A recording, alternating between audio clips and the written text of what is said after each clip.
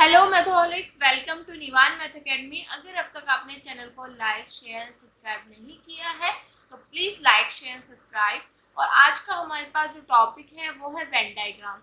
तो सबसे पहले हम वेन डायग्राम की डेफिनेशन समझेंगे। उसके बाद हम ये देखेंगे कि वेन डायग्राम बनाया किस तरीके से जाता है। इतना क्लियर?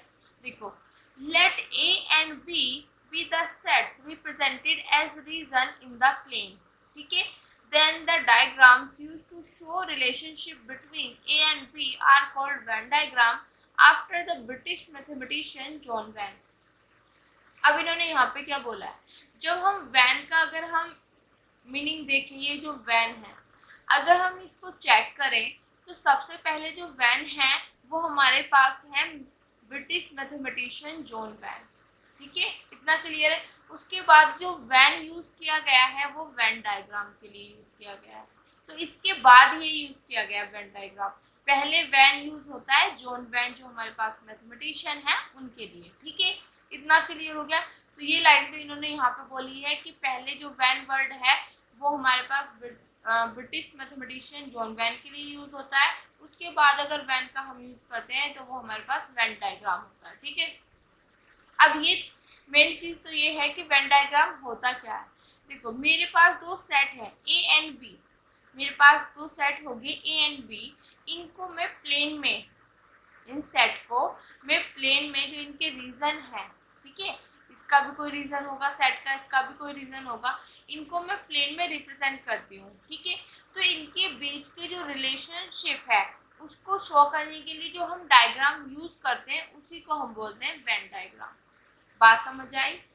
ए और बी के रीजन को हम प्लेन में रिप्रेजेंट करते हैं, तो इनके बीच के जो भी मेरे पास रिलेशनशिप को शो करने के लिए जो हम डायग्राम यूज करते हैं उसी डायग्राम को बोलते हैं वेन डायग्राम। ठीक है, अब डेफिनेशन सिर्फ आप इतना ध्यान रखना कि लाइफ में कभी भी कोई आपसे पूछे what is the definition of Venn diagram, तो आपको सिर्फ इतना बोलना है कि मेरे पास अगर दो सेट हैं ए और बी, मेरे पास सेट हैं और उनके रीजन को मुझे प्लेन में रिप्रेजेंट करना है, तो उसके उन दोनों सेट के रिलेशन, मतलब उनके सेट के बीच के जो रिलेशन को शो करने के लिए मैं जो डायग्राम यूज करता हूँ उसी को वेन डायग्राम कहता हूँ। ठीक है, तो अब हम ये देखते हैं कि वेन डायग्राम बनता कैसे है, उसके लिए क्या क्या चीज़ें हमें चाहिए, किस तरीके से हम वेन डायग्राम बनाते हैं। तो in Venn diagram a universal set, जो हमारे पास मैंने डेफिनेशन बताई है, जो यूनिवर्सल सेट है यू, वो रिप्रेजेंट करते हैं हम by the interior of a rectangle, मतलब रेक्टेंगल से हम उसको क्या करते हैं, शो करते हैं। ठीक है, और उसके जो भी, अब देखो ये यूनिवर्सल सेट होगा तो जो यहाँ पे सेट होंगे वो उसके क्या होंगे, सबसेट होंगे। तो जो भी यहाँ पे सबसेट होंगे मेरे पास वो रिप्रेजेंट होंगे बाय द सर्कल, सर्कल से रिप्रेजेंट होंगे इनसाइड द रेक्टेंगल, इस रेक्टेंगल के इनसाइड। तो ये चीज़ आपको समझ आई। यहाँ पे हमने दो बात कर ली। पहली बात है कि जो यूनिवर्सल सेट है उसको हम रेक्टेंगल से शो करते हैं, जो उसके सबसेट्स है उनको हम सर्कल से रिप्रेजेंट करते हैं, वो भी इस रेक्टेंगल के इनसाइड, मतलब इसके अंदर। इतना क्लियर हो गया बेटा? ठीक है, तो यहाँ तक हमें ये चीज समझ आ गई what is the definition of Venn diagram. हमारे पास दो सेट ए और बी हैं, उनके रीजन को मुझे प्लेन में रिप्रेजेंट करना है, तो उन दोनों के बीच में जो भी मेरे पास यहाँ पे रिलेशन है उसको शो करने के लिए जो डायग्राम बनाया जाता है उसको हम बोलते हैं वेन डायग्राम। ठीक है, तो इसको आप अपनी लैंग्वेज में भी लिख सकते हो कि दो सेट हुए, उनके रीजन को मुझे मतलब जो रीजन है उसको प्लेन में रिप्रेजेंट करना है, तो उनके बीच के जो रिलेशनशिप को शो करने के लिए जो डायग्राम यूज किया जाता है उसी को बोलते हैं वेन डायग्राम। अब वेन डायग्राम के लिए दो दो चीज की नीड है, एक तो हमारे पास यूनिवर्सल सेट को रेक्टेंगल से, और जो हमारे पास उसके सबसेट है उनको सर्कल से। अब यहाँ पे कुछ केसेस हैं, वो मैं चीज़ आपको बता देती हूँ कि हमारे पास कुछ केसेस आएंगे तो उस टाइम पे हम इनको किस तरीके से रिप्रेजेंट करेंगे वो चीज़ चेक करेंगे। देखो, if the set A and B are equal then the same circle represent both A and B. अब देखो ए और बी इक्वल हो गए तो दोनों एक ही तो हैं, तो एक ही तो सर्कल लिखेंगे, तो यहाँ पे मेरे पास ए इक्वल टू है बी के, तो ए और बी सेम सर्कल होगा। तो सबसे पहले हमने एक यूनिवर्सल सेट बनाया यू रेक्टेंगल की शेप में, इसके अंदर जो भी अभी ए और बी है इसके सबसेट ही तो होंगे, इसके अंदर बना दिया मैंने सबसेट को सर्कल से, और ये ए की सर्कल बनेगा। ठीक है, इतना क्लियर हो गया बेटा, दोनों चीजें सेम है तो एक ही तो बनेगा। ठीक है, if the set A and B are disjoint, अब मेरे पास दो सेट डिसजॉइंट हो, मैंने क्या बोला था आपको, जब डिसजॉइंट सेट की बात आती है तो दोनों के बीच में कॉमन एलिमेंट नहीं होना चाहिए, नो कॉमन एलिमेंट। तो वही चीज बोले, they have no common element, इनके बीच में, दोनों के बीच में कोई भी कॉमन एलिमेंट नहीं होना चाहिए। तब हम सर्कल रिप्रेजेंटिंग करेंगे ए एंड बी की are drawn in such a way that they have no common area.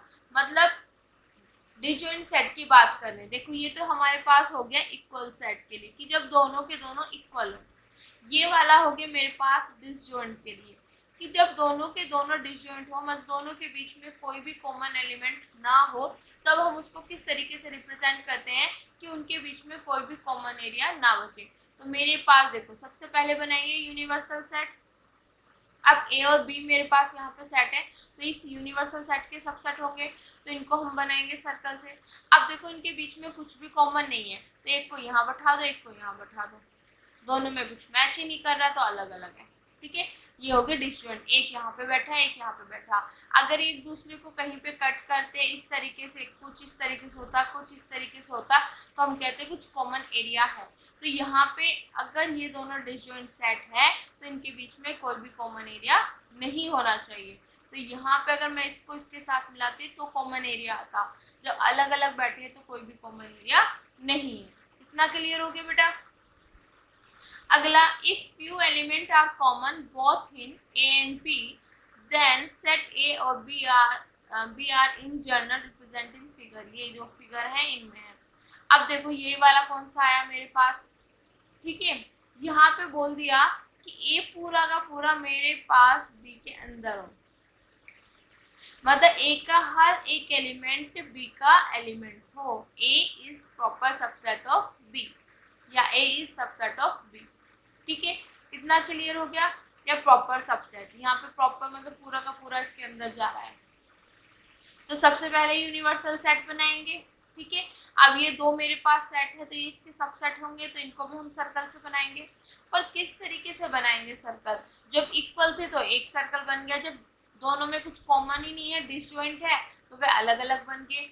पर ये इसके अंदर जा रहा है तो सिंपल सी चीज़ है, ये इसके अंदर जा रहा है तो ये इसके अंदर जा रहा है, ये बड़ा सर्कल, दिस इज अ छोटा सर्कल। या आप कह सकते हो इसका हर एक एलिमेंट मेरे पास प्रेजेंट हो बी में, तो ए का हर एक एलिमेंट प्रेजेंट है मेरे पास बी में। ठीक है, इस तरीके से। एंड एक चीज और है यहाँ पर हमारे पास, दिस जो ये वाली लाइन है कि ये मेरे पास यूनिवर्सल सेट है, मेरे पास एक सेट ये है, एक सेट ये है। ठीक है, अब ये यूनिवर्सल है तो ये इसके सबसेट होंगे, तो यहाँ पे हमें इसको यहाँ पे क्या करना है,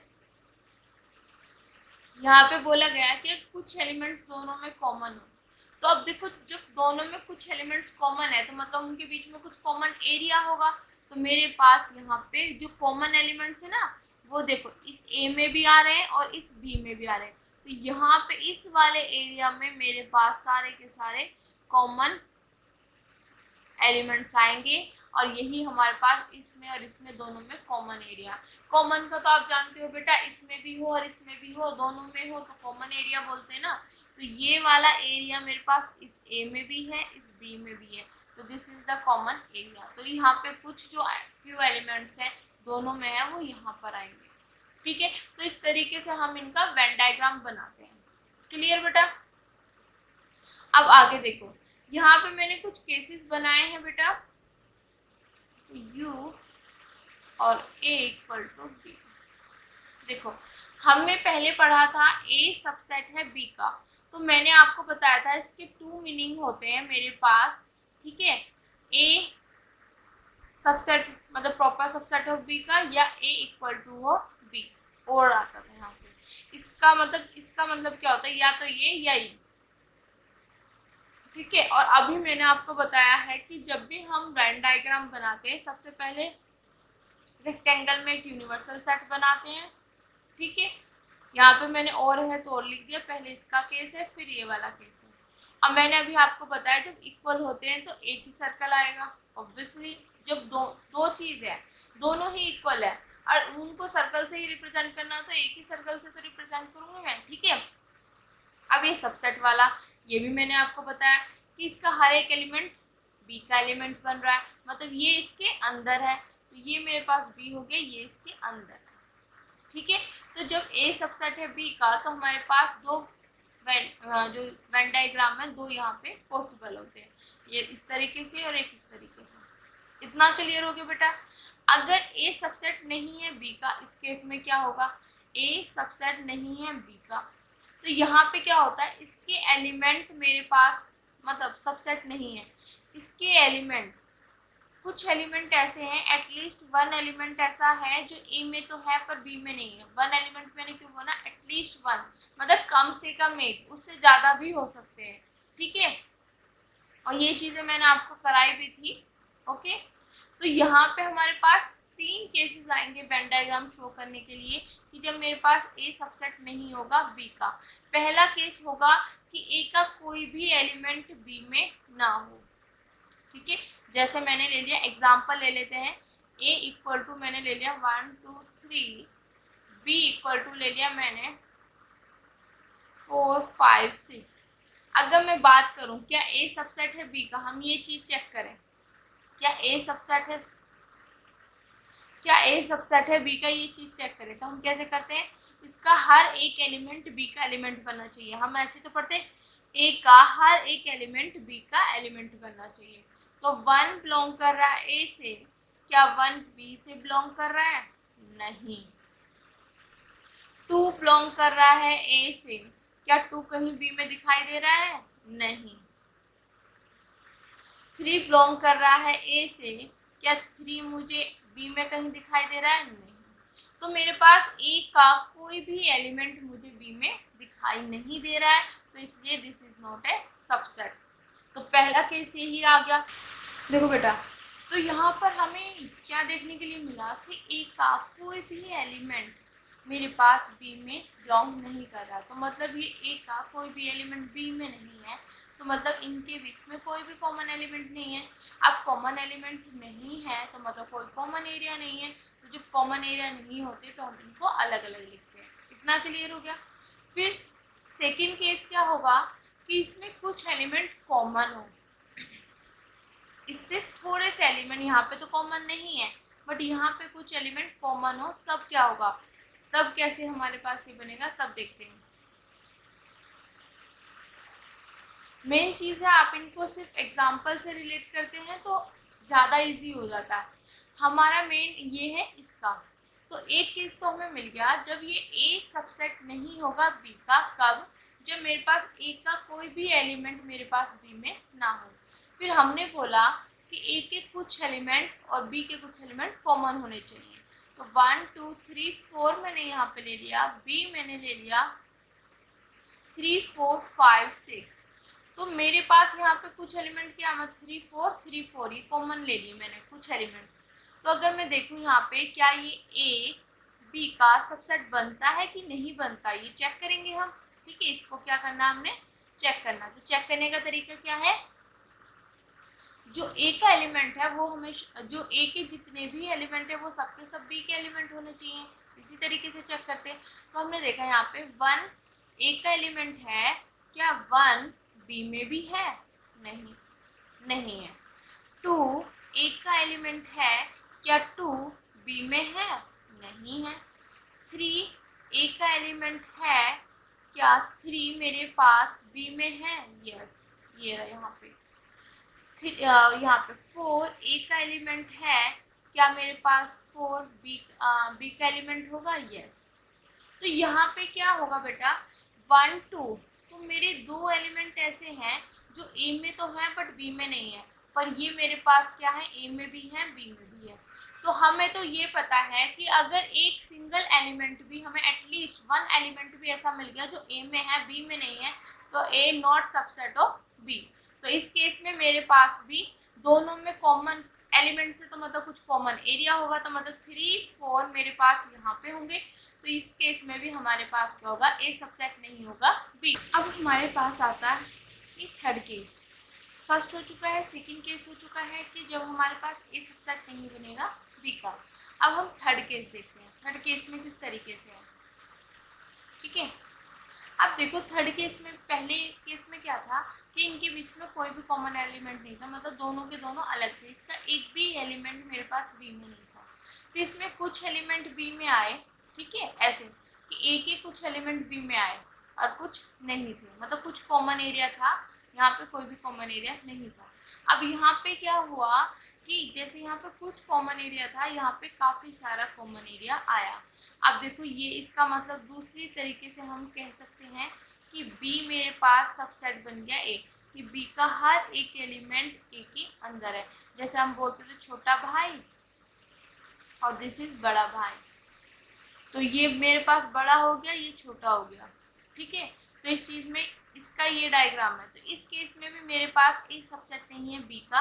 अब देख लो इसका एग्जांपल देखते हैं। इफ ए मेरे पास हो 1 2 4 5 6 7, ठीक है, और मेरे पास बी हो 4 6 7, ये मेरे पास बी हो, तब हम देखते हैं क्या ए सबसेट होगा बी का, चेक करेंगे। ठीक है, चेक ही तो कर रहे हैं हम, क्या ए सबसेट होगा बी का, चेक करते हैं। तो मतलब ए का हर एक एलिमेंट बी में होना चाहिए। तो मेरे पास यहाँ पे 1 ए में तो है बट 1 बी में नहीं है। तो यहीं से हमें हमारे पास क्लियर हो जाए कि ए सबसेट नहीं होगा बी का। पर हम सभी के सभी कर लेते हैं।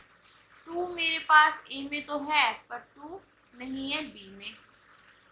4 मेरे पास ए में है पर 4 मेरे पास बी में भी है। इतना क्लियर हो गया। 5 है यहाँ पे, एक मिनट, यहाँ पे शो नहीं हो रहा है। तो 5 मेरे पास ए में है, यहाँ पर ये 5 एलिमेंट, तो 5 नहीं है मेरे पास बी में। 6 एलिमेंट मेरे पास ए में है पर 6 एलिमेंट बी में भी है। और 7 ए में है बट 7 मेरे पास बी में भी है। तो देखो यहाँ पे क्या चीज़ हमने नोटिस की, हमारे पास जो है 1 हो गया, 2 हो गया और 5, 1 2 और 5, ये 3 एलिमेंट ऐसे हैं जो मेरे पास बी में नहीं है, मतलब ए में तो है बी में नहीं है।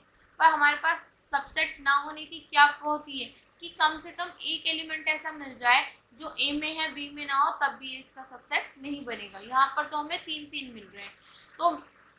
तो मेरे पास, ठीक है, और जो मेरे पास 4 6 7 है वो ए में भी है और वो मेरे पास बी में भी है।